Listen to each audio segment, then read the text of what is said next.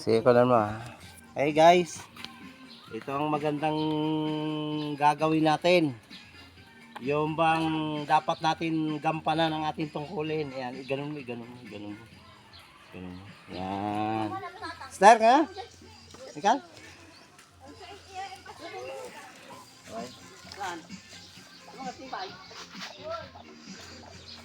Okay, may gayon.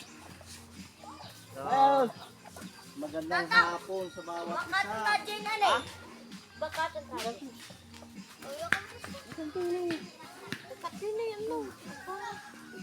isa.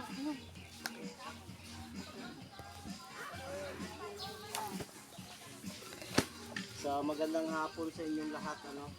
Bago tayo magsimula, kunin muna natin yung attendance. Pwede?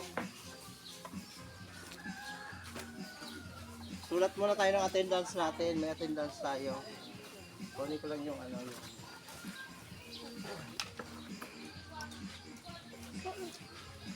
Kay dyan, ano eh.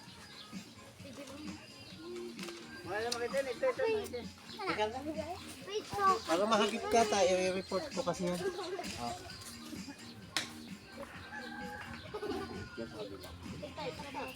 Bible study lang ba? Okay, so magandang hapon mga kapatid. Ito po ang ating Bible study dito po sa Paratong. Yan. Misyon na hindi natin dapat takasan, kundi gawin.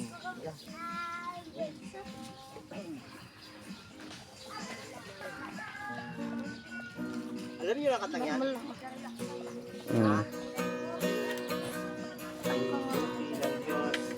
Ang gure, pakita gure. Diyos sa akin. Galaw. Kay buti ng Diyos. Kay buti ng Diyos sa Goy. Okay, sa tumayo lahat, tayo po ay manalangin. Yes, dakilang Ama, Diyos na makapangyarihan sa lahat, maraming po salamat sapagkat kanina dumaan po lindol na hindi po gaanong malakas, Panginoon, at hindi po kami naapektuhan ng gusto, Panginoon. Dalangin po namin yung pong barangay, ang bayan ng Luna, O Lord, na nagkaroon po ng malakas na lindol kanina, intensity 5.4. Lord, dalangin ko po na nawa ay wala po saktan sa kanila at walang bahay na nag-iba.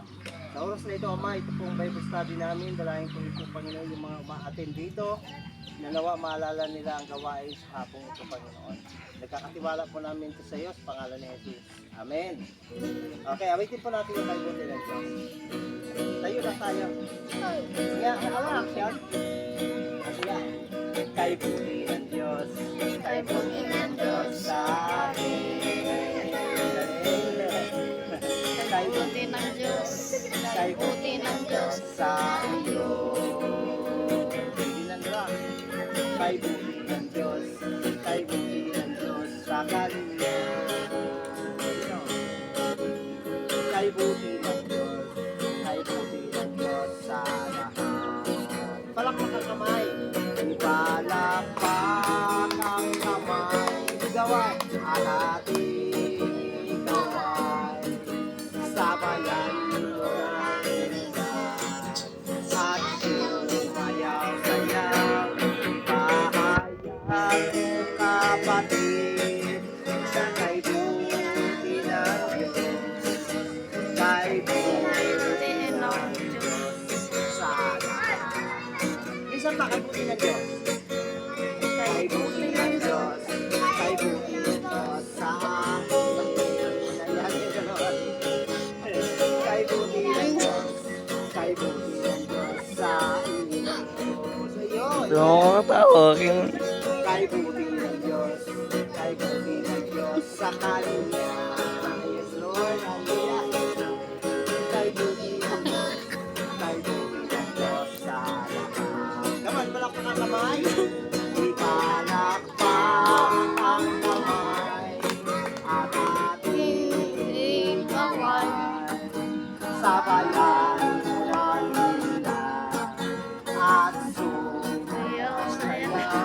Ipahayag mo kapatid na kay buti ng Diyos. Na kay buti ng Diyos. Kay buti ng po natin si Lord. Tayo po ay makakaupo na, ano? Makakaupo na po tayo. Halika ka, Arnold, halika. Ah, ay, magandang hapon sa inyo mga kapatid, no? Nandito. Purihin ang Panginoon. Tama, dyan ito kung nga may isa. Sister, no, di ba? May tanong po ako sa inyo. Gamang garin. No? Gaw. Kung sakaling bumalik si Lord Alam mo na. Christ, kasi ang sabi sa Biblia, Alam mo na. di natin alam Late kasi ko kung pala. anong araw, Kanadi ka anong malaman. oras siya darating. No? Parang yung lindol, Ano? ano? Yung lindol, hindi natin Kung alam. malaman. Alam ba natin nalilindol kanina? Ako nagduduyan-duyan ako, gumagano ng duyan. Oh. Sabi nung ano, nagsisigawan sila, Pangkiwala na punta sila kanya. doon sa court. Gamang garin. Kasi pala, pag may lindol dito, doon sila pumupunta sa court, mga tao. Grabe ang nervous nila. Oh. Sabi ko, huwag kayong matakot kasi naglalakad lang si Lord. Naglalakad lang si Lord. Dinalaw lang tayo. Pero malakas daw yung lindol eh. Malakas ba yun dito? Malakas daw yung lindol sa amin sa normal ang lindol. Kasi ang lindol sa amin, pag pumuputok ang vulkan, wala talaga lindol. Oo. Hindi ako masyado tapos sa dito. Pag pumuputok kasi ang vulkan, kasi malapit lang ang vulkan doon sa amin. Dalawang vulkan doon, may yung volcano at saka bulusan. Pag pumuputok yun, talagang gumagano ng lupa. Mga intensity 5 siguro. Pero ang tanong, ganito yun. Kung sakaling bumalik si Kristo, sigurado ba ninyo makakasama kayo? Sino ang hindi magtaas ang kamay? Ano? O kaya, halimbawa, kunin ka ni Lord. Hindi natin hinihingi, ano? Sigurado ba natin na tayo ay mapupunta sa heaven? Sigurado ba natin mapupunta tayo sa heaven? Yan. Sinong nakakasiguro? Wala? Wala nakakasiguro? Ikaw, brother? Diba tinanggap mo na ni Lord? Ikaw? Ikaw, sister? Ba, kunin tayo ni Lord. Sigurado ba natin na tayo ay ano? Katawa ka sa niya. Ito. Hindi pa. Hindi pa. Okay. So, shout out dyan sa mga followers ko. Walang dyan. Okay. So, meron tayong pag-aaralan para masigurado natin, kapatid. Ano? Number 1, una, para matiyak po natin na tayo po ay mapunta sa heaven. Una, dapat nating tanggapin si Kristo sa puso natin. No? Anumang oras na bawa kunin tayo ni Lord, tiyak natin mapapasama tayo. Pag si Kristo tinanggap natin sa puso natin, kailangan maborn again ang tao. Ito ang pag-aaralan natin ngayon. Sabi dito sa John chapter 3 verse 3. Ito.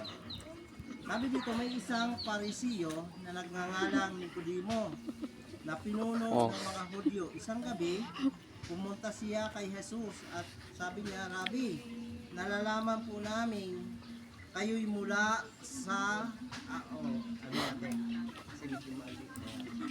nalalaman po namin kayo'y isang tagapagturong mula sa Diyos sapagkat walang makagagawa ito mga ginagawa ninyo kung wala sa Diyos. Sinagot si Jesus, sabi dito, tandaan mo ang sinasabi ko ito, malibang ipanganak na muli ang isang tao, hindi siya makakakita sa paghahari ng Panginoon. Ano? Naituro ko ito noon eh. Tanong ni Nicodemo, paano din maipanganak muli ang isang taong matanda na? Di ba? Imposible naman na ikaw, matanda ka na, papasok ka pa ba sa napupunan ng mama mo? Hindi na, no? Literal ang naintindihan ni Nicodemo, parang sa atin din, minsan yung mga pinusupo. Sabi, paano bang ipanganak na muli? Diyan.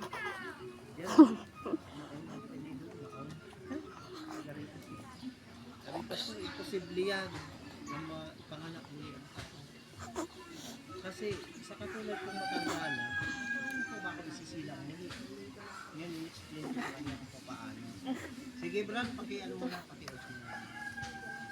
Hindi kayo